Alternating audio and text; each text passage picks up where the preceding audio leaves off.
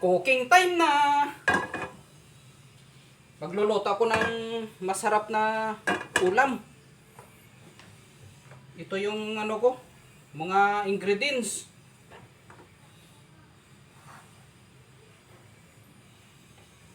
Nakalimutan ko na kung anong sabihin ko sa masarap na ulam. Pero ito, nahulog yung itlog. Pero hindi na buka, original.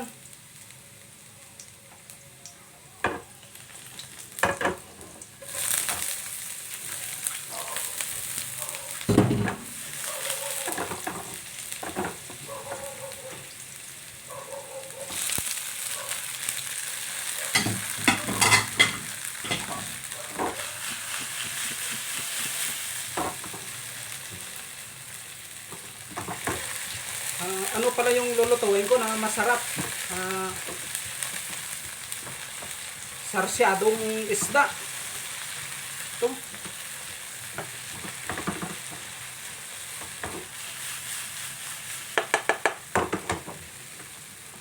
Sa mga marunong magluto, kung hindi pa kumpleto yung luto kong sarsyadong isda, comment lang kayo sa comment section ko para sa sunod kong luto masarap na, kasi yung mga ingredients ngayon ka mga ano sa pagkain mahal na. Kaya sila na lang yung ano masarap kasi sila na nagmamahalan.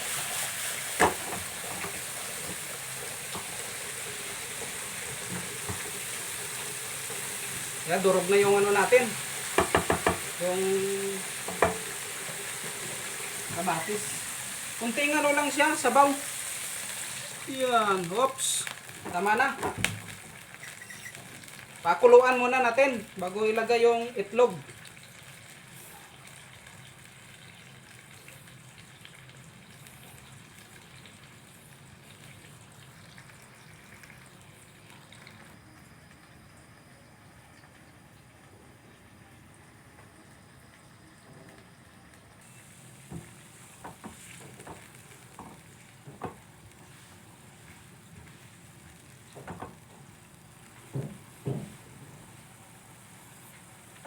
Kumukulo na yung tubig natin.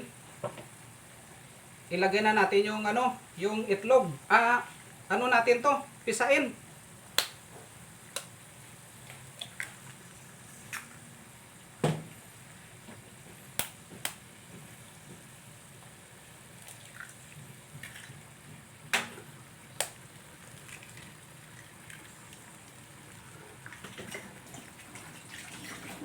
Tapos ano natin, i-shake-shake lang, i-shake-shake. Yung shake-shake dito sa Tagalog, hindi ko alam, pero yung shake-shake na sa Ilonggo, i-shake-shake, i-shake-shake yung ano, natuyo na yata. Ano ba itong sarasado ko? Lagyan ko sana ng ano, ng hinaan ko lang siguro yung paminta. Hindi ko na sa lagyan ng dahon paminta.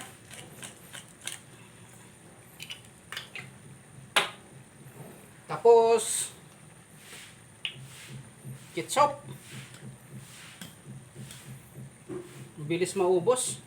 Panay lagay ko kasi sa fried rice.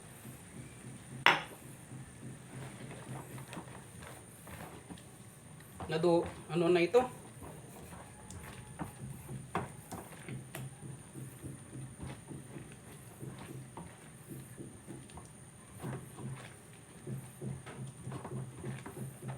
Natuyo na.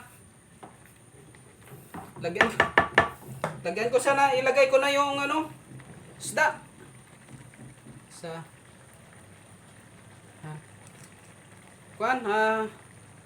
Hatiin ko lang. Kasi ulo. Yung iba gawin kong ano, iskabitsi bukas naman. Lagyan ko na siya ng asin. Kunti lang. Pero kung gusto yung maalat, eh, dagdagan nyo lang. Tsaka, bitsin, ito yung problema ko kasi kung hindi ko alam kung may nahuhulog o wala eh. Meron ba?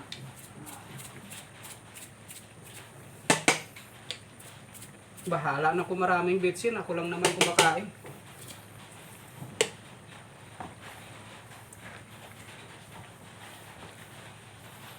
Ganyan ka ano, ganon ka dali. Ayan, luto na. Tikba natin ba?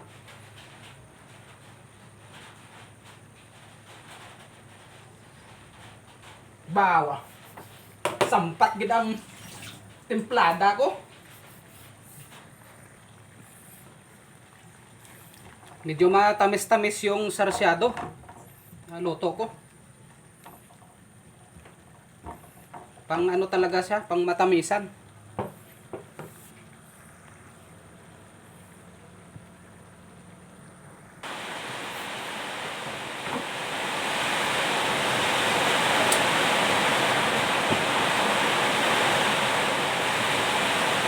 Sarap. Lakas ng ulan.